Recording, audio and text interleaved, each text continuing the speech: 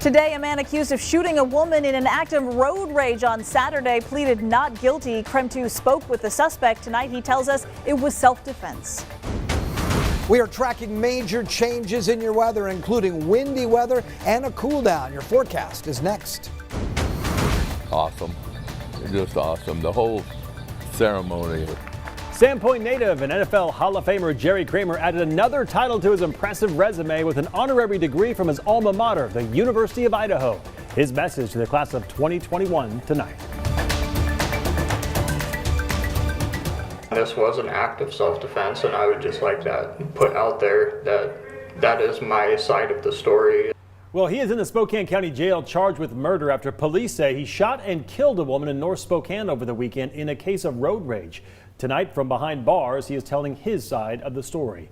Good evening and thank you for joining us for KREM 2 News at 5. I'm Mark Hanrahan. And I'm Whitney Ward. 29-year-old Richard Huff appeared in court today for second-degree murder. Newly filed court documents say the female victim and Huff did not know each other. We are also learning tonight more about exactly what caused that road rage to happen in the first place. The suspect told our Amanda Rowley about this from behind bars today.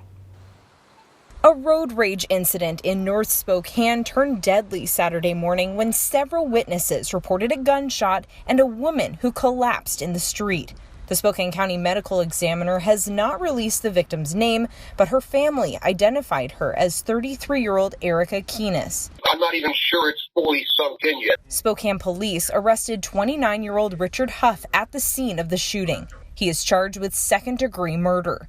Court documents say witnesses heard Huff shouting he could explain. Do you admit to shooting the victim? In self-defense. Court docs say the suspect's mother was driving him and his brother to their sister's house in North Spokane. His mother told investigators another car passed and cut them off, even running a stop sign as they headed toward Addison Street. Court docs say the suspect's mother followed them to get their license plate. Eventually, the car stopped at Francis, and a woman got out and approached their car. That's when Huff got out and confronted the victim. All I know is that she did present a knife, and she threatened my life. Although Huff told me he has poor recollection of what happened due to his PTSD, he did remember seeing Erica reach for what he thought was a knife from her chest. So police never found a knife on the victim. So, I mean, what do you say to that? I don't know, to be completely honest. All I know is that they did run from the scene, so I wouldn't put it past them to hide a weapon or anything like that. Court docs say Huff has a valid concealed pistol license, but had previously been denied a firearm after application. Detectives give no further details about this. What would you say to the victim's family? I would beg for forgiveness. I love her and I miss her, and I don't know what I'm going to do without her. The victim's family has created a GoFundMe page to raise funds for Erica's 9-year-old son she leaves behind. Obviously, we want to see justice done for Erica, but her son's our biggest concern at this point. Huff has no previous criminal history and pleaded not guilty to the murder charge. He remains in Spokane County Jail on a $750,000 bond. Amanda Rowley, KREM 2 News. Our KREM 2 News partner, the Coeur d'Alene Press and Post Falls Press, is reporting tonight that DUI rates are on the rise across Kootenai County. This year, through the month of April so far, the Kootenai County Sheriff's Office has recorded 76 DUI arrests. And for the same period last year, there were 59. That's an increase of about 25%. According to the Sheriff's Office Friday booking summary, there were 5 DUI arrests, including one that was a second offense. DUIs are costly as well. Between court expenses and fines, attorney's fees, and higher insurance rates, the average cost of a first-time DUI is between $5,000 and $15,000, and it only goes up from there. President Joe Biden has announced that the U.S. will share 80 million vaccine doses globally over the next 6 weeks. The move comes as states across the country grapple with the new CDC Mask Guidance for fully vaccinated Americans. Because we have done so much here, because of the power of American companies, research, and manufacturing, we can continue to do more to help the rest of the world.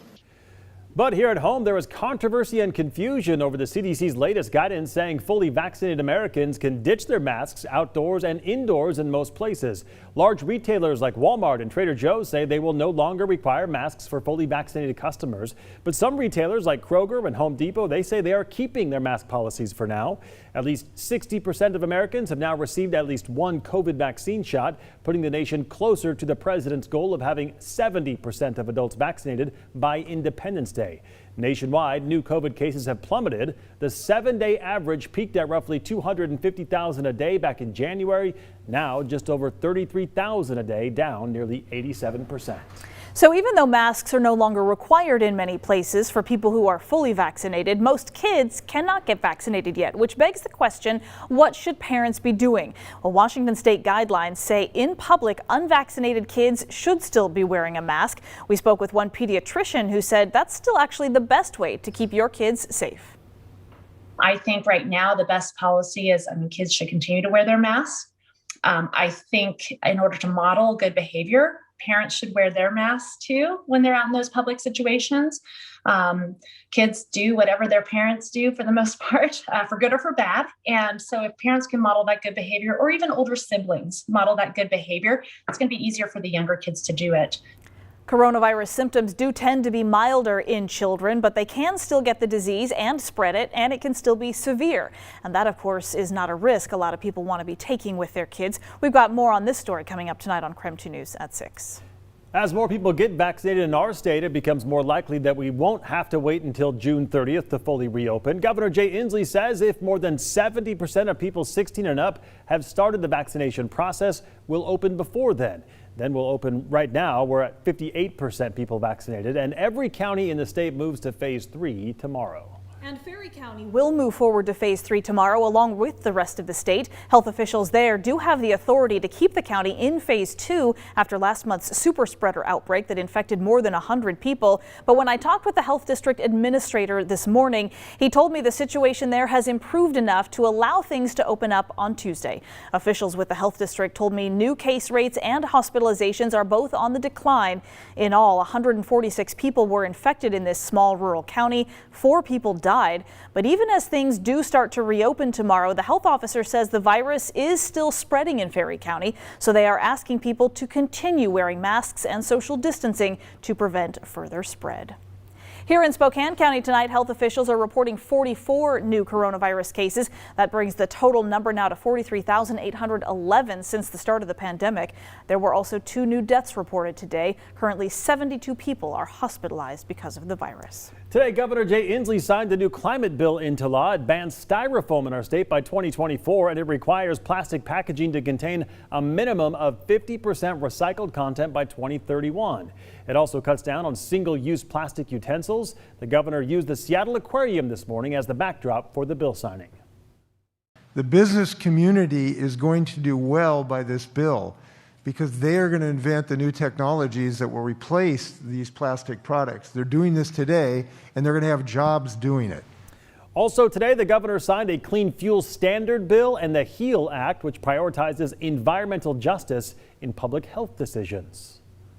All right, certainly a beautiful weekend all across the inland Northwest and a beautiful Monday too, but changes are in the works. Tom Sherry is joining us now with everything we need to know to get ready for the rest of our work week. Hi, Tom. Hi, you guys. Here we go. Beautiful, as you just mentioned. What a great afternoon out here. We're at 78 degrees, as you can see. The wind now beginning to kick up. So far, we've seen a wind gust out at Spokane International Airport at 30 miles per hour. And I do think areas west of Spokane tomorrow, talking about the Davenport, Moses Lake area, you're going to see areas of blowing dust.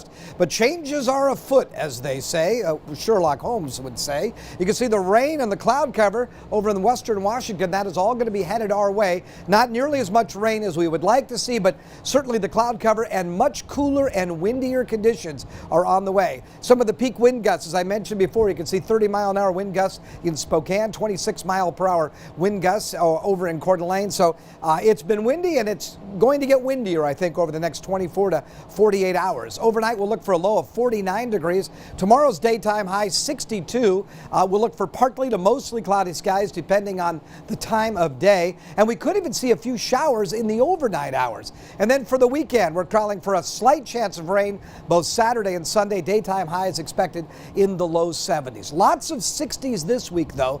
And I'll talk more about that with your 7-day forecast coming up in a few minutes. All good things, Tom. Thank you very much.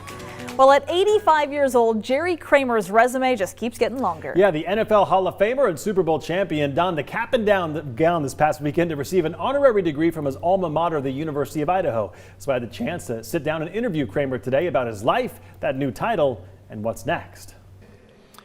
It is my great pleasure to announce that University of Idaho alumnus Jerry Kramer will be delivering our commencement address today. Awesome. Just awesome. The whole ceremony. 63 years after he left the University of Idaho for a career in the NFL, Jerry Kramer returned to Moscow this past weekend, where he was recognized by the school with an honorary Doctor of Humane Letters. I was a little stunned by it. Enjoyed it. Tremendous honor, tremendous day, tremendous time up here, and memories from long ago. At right guard from Idaho, number 64, Jerry Kramer. Kramer played 11 seasons in the NFL as an offensive lineman for the Green Bay Packers under legendary coach Vince Lombardi, who led the team to 5 NFL titles and the first 2 Super Bowls. He's always watching everybody and everything, and I jump off sides and I get some attention. A little bit later, I miss a block. He comes running across the field. Concentration period of a college student's 5 minutes, high school is 3 minutes, kindergarten is 30 seconds, and you don't have that? So where's that put you? Put me checking my shoe shine, right? Those high expectations helped push Kramer to become a 5-time first-team All-Pro lineman and a 3-time Pro Bowl selection. Then, in 2018, Kramer added another title to his resume. But it did change my life. It was much more than I anticipated. Presenting Jerry Kramer for enshrinement into the Pro Football Hall of Fame. 44 years after becoming eligible and after being nominated 10 times, Kramer was inducted in the NFL Hall of Fame. Number 314. So I am number 314 in the Hall. And probably, golly, I think they've been doing it for 100 years, so probably half of those guys are gone. But it's a brotherhood. More than 60 years after he left the University of Idaho for the NFL, Kramer returned to campus not just to be honored, but also to offer the class of 2021 some advice. Basically, you can if you will. Success and greatness are achievable if you're willing to work for them. You don't do things right once in a while, you do them right all the time.